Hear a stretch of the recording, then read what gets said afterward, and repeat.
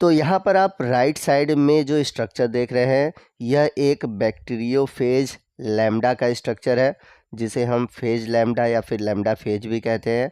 और previous video में आपने बैक्टीरियोफेज वायरस को पढ़ा था, और उसमें मैंने बैक्टीरियोफेज वायरस से जुड़ा हुआ T4 बैक्टीरियोफेज वायरस के बारे में बताया था। तो अगर आपने वो वीडियो नहीं देखा है तो प्लीज़ आप वो वीडियो देख लीजिए, ताकि आपको आज का ये वीडियो समझने में आसानी होगी। तो अगर हम बात करें T4 बैक्टीरियोफेज और आज के इस वीडियो में जो हम बात करने वाले हैं फेज लैम्डा के बारे में, तो इन दोनों में आप देखेंगे तो बहुत सारी सिमिलरिटी है, बट कुछ डिफरेंस है। डिफरेंसेस क्या है आगे हम वीडियो में जानेंगे। आइए सबसे पहले हम फेज लैम्डा के बारे में डिटेल से समझते हैं। तो पहले तो मैं आपको बता दूं कि ये जो फेज लैम्डा है ये भी एक बैक्टीरियोफेज है या फिर फेज है, जो कि इस्चेरिशिया कोलाई नामक बैक्टीरिया को एज ए होस्ट यूज़ करता है। या फिर आप ऐसे भी कह सकते हैं कि ये जो लैम्डा फेज बैक्टीरियोफेज है ये ई कोलाई नामक बैक्टीरियल सेल पर अटैक करता है।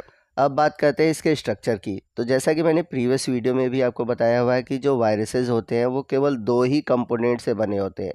एक तो होता है प्रोटीन, जिसको हम बोलते हैं कैप्सिड, और दूसरा पार्ट होता है इनका न्यूक्लिक एसिड। तो ये जो लैम्डा फेज है इसके अंदर डीएनए पाया जाता है, और इसका जो डीएनए होता है वो लीनियर डबल स्टैंडर्ड होता है, जिसमें कि लगभग 48,502 बेस पेयर लेंथ का डीएनए होता है। तो ये जो लैम्डा फेज वायरस है ये सीफोविरिडी नामक फैमिली से बिलोंग करता है, क्योंकि इसका जो स्ट्रक्चर है कुछ साइफन की तरह दिखाई देता है, इस वजह से इस फैमिली का नाम पड़ा सीफोविरिडी।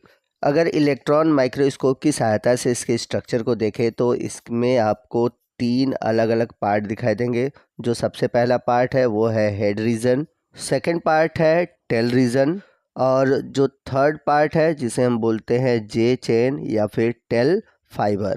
तो ये जो जे चेन है यही बैक्टीरियोफेज जो T4 है उससे अलग करता है लैम्डा फेज को। तो कुछ अगर हम इसको ड्रा करें तो कुछ आपको देखेंगे नीचे की ओर ऐसा गोला सा है, ये जे चेन है, और ऊपर की तरफ हेड रीजन है। यहाँ भी आप इमेज में यहाँ नीचे की ओर देख सकते हैं, ये जो स्ट्रक्चर है जे चेन कहलाता है। आपको बता दें कि लैम्डा फेज में किसी भी प्रकार का बेस प्लेट और स्पाइक नहीं पाया जाता है, जबकि T4 में आपने देखा था कि बेस प्लेट और जो स्पाइक होते हैं वो पाए जाते हैं। तो इनके स्ट्रक्चर को देखा जाए तो आइकोसाहेड्रल होते हैं। इनका जो हेड रीजन होता है वो लगभग 55 नैनोमीटर इनका डायमीटर होता है, और जो इनकी लंबाई होती है वो लगभग 150 नैनोमीटर लॉन्ग होती है। और आपको बता दें कि इनका जो टेल होता है वो नॉन कंट्रैक्टाइल होता है, और जबकि आपने जो T4 बैक्टीरियोफेज पढ़ा था उनका जो टेल रीजन था वो कंट्रैक्टाइल होता है। तो T4 में क्या था, कंट्रैक्टाइल था, जैसे जिसके कारण जब वो बैक्टीरिया के ऊपर बैठते थे तो वो क्या होता था, सिकुड़ता था, जिसके कारण उसके अंदर का जो डीएनए है वो बैक्टीरियल सेल के अंदर चला जाता था। तो सबसे मेन डिफरेंस यहाँ पर यही है कि लैम्डा फेज का जो टेल है वो नॉन कंट्रैक्टाइल होता है, जबकि T4 बैक्टीरियोफेज का जो टेल रीजन है वो कंट्रैक्टाइल होता है। तो ये बेसिक डिफरेंस है लैम्डा फेज और T4 फेज में। नेक्स्ट हम बात करते हैं लैम्डा फेज के डिस्कवरी की। तो इसकी खोज ई लीडरबर्ग ने 1951 में किया था। तो यहाँ पर आपसे एक क्वेश्चन है, आपको बताना है कि जो T4 बैक्टीरियोफेज है इसकी खोज किसने की थी। आप इसका आंसर हमें कमेंट करके बताएंगे। तो अगर आपने प्रीवियस वीडियो देखा होगा तो आपको इसका आंसर पता होगा, अगर नहीं पता है तो प्रीवियस वीडियो देख लीजिए और हमें आंसर कमेंट करके बताइएगा। अब आइए नेक्स्ट हम बात करते हैं लैम्डा फेज के लाइफ साइकिल की। तो जैसा कि हमने T4 में देखा था कि T4 में केवल लाइटिक लाइफ साइकिल चलता है, लेकिन जो लैम्डा फेज है इसमें आपको लाइसोजेनिक और लाइटिक दोनों ही तरह के लाइफ साइकिल देखने को मिलते हैं। तो आइए सबसे पहले हम लाइसोजेनिक लाइफ साइकिल के बारे में जानते हैं। तो लाइसोजेनिक लाइफ साइकिल में होता क्या है कि जो लैम्डा फेज का डीएनए है जब बैक्टीरियल सेल के अंदर जाता है तो वो बैक्टीरियल सेल के साथ इंटीग्रेट हो जाता है, यानी कि बैक्टीरियल सेल के साथ जुड़ जाता है। तो ये जो लाइफ साइकिल है इस तरह का लाइफ साइकिल कहलाता है लाइसोजेनिक लाइफ साइकिल। जबकि अगर हम बात करें लाइटिक लाइफ साइकिल की, तो लाइटिक लाइफ साइकिल में होता क्या है कि जब लैम्डा फेज का डीएनए बैक्टीरियल सेल के अंदर जाता है तो उसके अंदर जाकर बैक्टीरिया को कंट्रोल कर लेता है, यानी कि पूरी तरह से बैक्टीरिया के ऊपर वायरस का कंट्रोल हो जाता है।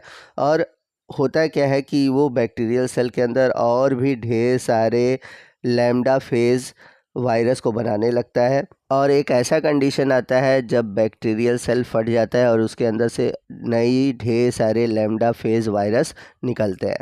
तो लाइसोजेनिक लाइफ साइकिल में बैक्टीरिया का डेथ नहीं होता, जबकि लाइटिक लाइफ साइकिल में बैक्टीरिया का डेथ होता है। आप इस बात को याद रखिएगा। तो एक साइड आप देख सकते हैं लाइटिक लाइफ साइकिल है और दूसरी तरफ है लाइसोजेनिक लाइफ साइकिल। तो लाइटिक लाइफ साइकिल में होता क्या है कि जब बैक्टीरियोफेज वायरस बैक्टीरिया के ऊपर अटैक करता है और अपना जीनोम उसके अंदर डाल देता है और बैक्टीरिया पर पूरी तरह से कंट्रोल करके उसके अंदर नए बैक्टीरियोफेज को बनाता है और बैक्टीरिया को ख़त्म कर देता है। ठीक है, यानी कि लाइटिक लाइफ साइकिल में बैक्टीरिया जो होती है वो ख़त्म हो जाती है।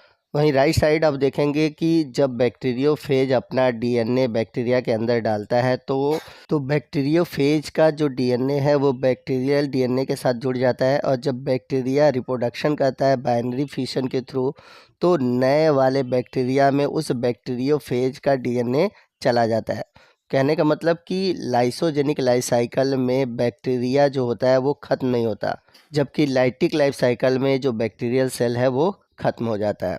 तो आइए देखते हैं कि लाइटिक लाइफ साइकिल और लाइसोजेनिक लाइफ साइकिल में क्या डिफरेंस है। तो लाइटिक लाइफ साइकिल एक ऐसा वायरल रिप्रोडक्शन है जिसमें कि बैक्टीरियल सेल ख़त्म हो जाता है, जबकि लाइसोजेनिक लाइफ साइकिल एक ऐसा वायरल रिप्रोडक्शन है जिसमें कि वायरस का जीनोम होस्ट के जीनोम यानी कि बैक्टीरियल जीनोम के साथ जुड़ जाता है। दूसरा डिफरेंस ये है कि जो वायरल डीएनए होता है वो होस्ट जीनोम के साथ इंटीग्रेटेड नहीं होता, यानी कि जुड़ता नहीं है, जबकि लाइसोजेनिक लाइफ साइकिल में हमने देखा कि वायरल डीएनए जो होता है वो होस्ट जीनोम यानी कि बैक्टीरियल जीनोम के साथ जुड़ जाता है। थर्ड डिफरेंस ये है कि लाइटिक लाइफ साइकिल में जो होस्ट का डीएनए होता है यानी कि जो बैक्टीरियल डीएनए होता है वो हाइड्रोलाइज होता है, यानी कि ख़त्म हो जाता है, जबकि लाइसोजेनिक लाइफ साइकिल में जो होस्ट का डीएनए होता है वो हाइड्रोलाइज नहीं होता। अगला डिफरेंस ये है कि लाइटिक लाइफ साइकिल में जो प्रोफेज स्टेज होता है वो नहीं पाया जाता, जबकि लाइसोजेनिक लाइफ साइकिल में प्रोफेज स्टेज पाया जाता है। तो प्रोफेज स्टेज क्या होता है? प्रोफेज स्टेज वह स्टेज होता है जिसमें कि बैक्टीरियल डीएनए और वायरल डीएनए दोनों ही जुड़ जाते हैं। तो जाहिर सी बात है लाइसोजेनिक लाइफ साइकिल में ही बैक्टीरियल और वायरल डीएनए जुड़ते हैं, जबकि लाइटिक लाइफ साइकिल में तो बैक्टीरियल और वायरल डीएनए नहीं जुड़ते। तो इस वजह से लाइसोजेनिक लाइफ साइकिल में प्रोफेज स्टेज देखने को मिलता है।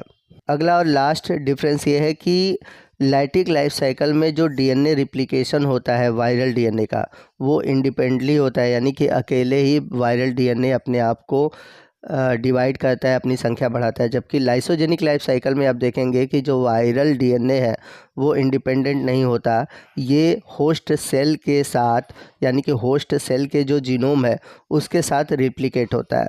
अगला डिफरेंस ये है कि लाइटिक लाइफ साइकिल में जो होस्ट सेल होता है यानी कि जो बैक्टीरियल सेल होता है वो लाइज्ड हो जाता है, यानी कि ख़त्म हो जाता है, और जो वायरल पार्टिकल्स है यानी कि जो बैक्टीरियोफेज वायरस है वो रिलीज़ हो जाते हैं, जबकि लाइसोजेनिक लाइफ साइकिल में ऐसा नहीं होता, होस्ट सेल ख़त्म नहीं होता और न ही नए वायरल पार्टिकल रिलीज़ होते हैं।